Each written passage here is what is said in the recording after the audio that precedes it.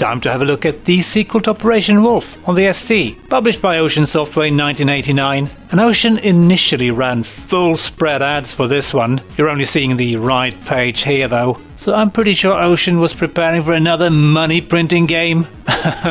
And artwork has, as usual, been handled by Bob Wakelin, and it's looking really nice. Not entirely sure where he got his inspiration from this time though, but that guy to the left looks slightly familiar. And this is of course a conversion of the Taito arcade game released in '88. And the Japanese Arcade Flyer got some lovely artwork. It's signed with MO, not sure who that might be, but it looks awesome. The US artwork, on the other hand, looks more rushed. It's not necessarily bad, but certainly looks like the artist had less time. Also, doesn't that dude in the foreground look a lot like Jan Michael Vincent of Airwolf fame? This time Taito decided to change things around a bit, and they went with both 3D scaling and scrolling stages in this game. They also added an extra gun to the cabinet, allowing for simultaneous two-player. The arcade game was designed by Junji Yarita and Hiroyuki Sako. Yarita-san also worked on Continental Circus, The Ninja Warriors, Darius, Rastan and others, and Sako-san is probably best known for designing Chase HQ. And the arcade game was, as kind of expected, a commercial success, and became one of the top 3 highest grossing dedicated arcade games of '89, both in Japan and the US. And I'm pretty sure it killed it in Europe as well. No pun intended, of course. But enough said about that. Let's check out the ST version. And I'm running this on the absolutely latest version of the Steam emulator to hopefully get rid of the mouse lag issues I had with Operation Wolf on the ST. I think it may have helped actually, so we'll see. And this intro is really rather nice looking. And someone's made the mistake of hijacking an airplane filled with Americans. You know what that means? Swift, painful death.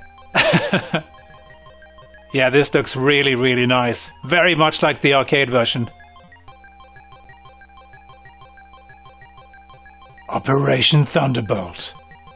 And we even get the animation here. Yeah, this looks great. I wonder if this is like ported from the arcade version or if they just did this manually, but it looks very much like the arcade version. But let's start the game up. Operation initiated. Rescue all hostages. Nice sample. Really nice, just like the first game. Gather intelligence information. Okay, so I shouldn't shoot anyone. And weirdly enough, I'm having some issues with the mouse cursor doesn't show up initially, which is a little bit of a problem. Means I have to shoot all the time to see where I'm at. But it did show up eventually. Let's hope it does that this time as well. Let's try and use no, it's not showing up. Interesting. That is a little bit annoying. Must be some sort of emulation issue. It's making life rather hard.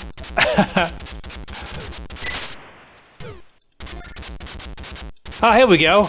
Now it's back. Or materialized, I should say. And as you can see, the game really looks rather nice. Not very smooth. It's quite jerky, the animation here, or the scaling rather.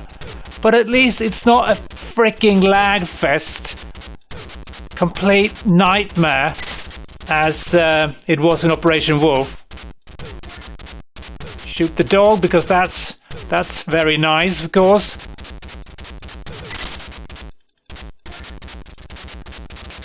And yeah, this plays much, much better than Operation Wolf, I must say. And we get some loading. Presume it's loading the next stage. Made contact with intelligent agents and obtained information. Yeah, this is really well done, these samples. But the first stage was a bit limited. Only one enemy sprite and only one building, I think. Confiscate ammunitions and means of transportation. Sure thing. And now we have a side-scrolling stage. And of course my mouse pointer just went missing again.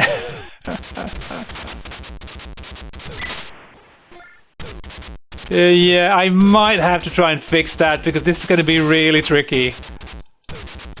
Getting this done. Without missing. Oh, it's back again. Thank you, game.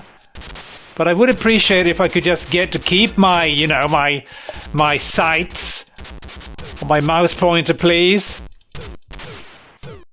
It's certainly a little bit more laggy now. Harder to hit stuff. But it's still vastly better than Operation Wolf. And if this is due to me updating the emulator or this game is just better programmed, I'm not entirely sure. But yeah, the lack of a mouse pointer is a problem. But let's try this again. I don't know if I can continue on the... yes I can, but my mouse pointer is still missing in action. Ah, man. So annoying. I can't hit anything. It's actually a little bit harder than the arcade version, I feel, as it was in Operation Wolf. I don't know, but it's just more difficult hitting the enemies, and it's just way easier to play Operation Thunderbolt in MAME than on the ST. Well, it certainly makes the game a little bit more challenging, right? I'm not sure what to do about this. Could be a setting, I suppose, in the emulator somewhere. Otherwise, I have to say this looks really, really nice and runs much, much better than Operation Wolf did. Although, again, the graphics looks a little bit limited, always the same enemy sprites. But to be fair, again, it's running on a 520 half a mega machine, so they probably didn't have that much RAM to work with. I'm trying to run this in SDE mode, but doesn't help, still don't get a mouse pointer, so I might have to go and find a different version of this game, so hang on. And I couldn't for the life of me find a version of the game that has a working mouse pointer. I even saw some captured footage from real SD hardware where the mouse pointer was missing as well. So yeah, I got hold of a menu version which had some cheats, so I have infinite ammo and also infinite credits, so hopefully I can make some progress. We will see. Yeah, this helps a bit at least, but when it gets more laggy it's still hard to get this done without the mouse pointer. But let's see what I can do here. I think I reached the point I couldn't get past before. Just about here. Still hard to hit those RPGs. Can't even see them. Hopefully I can stay alive so we can glimpse the next stage. And here we go. My mouse pointer is back. Thank you, game. Surely it's not supposed to be like this, right? Because that would be very weird. I died. Yeah, there's not much variation to the enemies, but I mean, it doesn't really matter. It's quite good fun to play this. I would definitely have enjoyed this more than Operation Wolf back in the day. And the smart bomb isn't really a smart bomb, it's an RPG, I think, so I still need to aim at something to destroy it. But I think I've got infinite RPGs as well, so that should make things a lot easier. Let's take one of the lives of the cat. Still should have 8 remaining, right?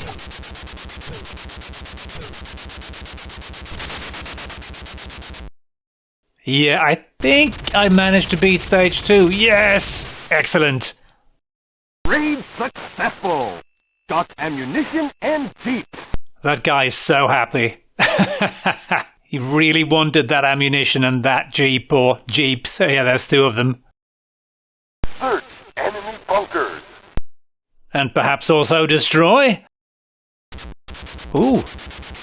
Oh, look, this is really nicely captured. Even get the bobbing effect and I die immediately. Alright, let's try that again. Yeah, again, the SD version is way more difficult than the arcade.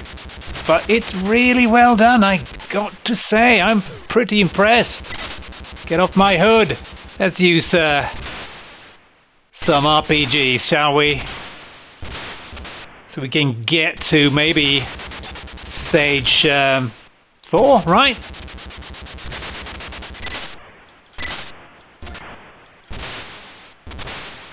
Yeah, I'm a filthy cheater, but there's no way I'm going to get this done without a mouse pointer or a crosshair. Again, same enemy that keeps popping by. This is really well done. I know I keep saying it, but it's really well done compared to what I expected. I would have been all into this back in the days. It's quite a lengthy stage, this. You can see this being really tricky without a cheat. Arrived at enemy hideout. More nice samples and screens. Really nicely done, this. Rescue hostages. All right, I'll try. Oh, we have new enemy sprites. Lovely. Some variation here. Fire? Oh, I need to blow up the doors there. Or oh yeah, hello there. You can thank me later. Yeah, this looks cool. Very nicely done graphics. I wonder if they converted them, like ported them from the arcade. It kind of looks like it. If they didn't, I will be very, very impressed. Because if they are handmade, then yeah, a lot of work involved there. Oops, I may have shot the hostage. I am sorry, but c'est la guerre. Okay, let's not shoot this lady. She's got a weird way of moving. Maybe she's performing some sort of dance. I'm not sure. Madonna inspired, perhaps. Oops. Sorry. That was an RPG, miss. Not intended for you. Let's not shoot this one.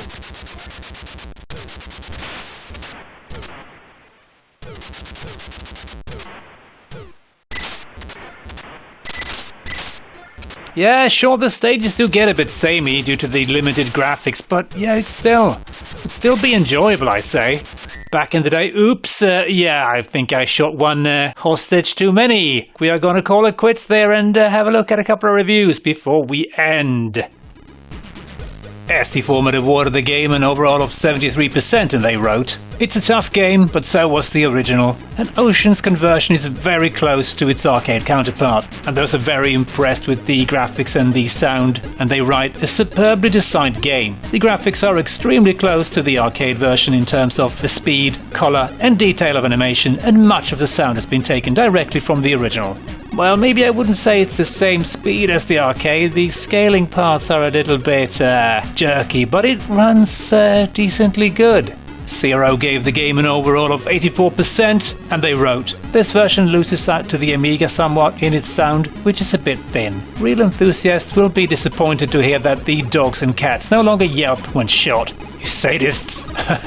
What the SD version hasn't changed is the difficulty of the game. Taking on half the Libyan army with your last 2 bullets is never going to be easy, especially when you've only got a vague idea where the bullets are going. So pretty decent overall scores in the magazines, and I have to say this is a pretty decent conversion. I'm a little bit surprised. I hadn't expected this. Not bad at all, especially back in the day. So with that, I'm going to say thanks for watching and hope you enjoyed this quick peek at Operation Thunderbolt. And as always, hope to catch you next time. Cheers!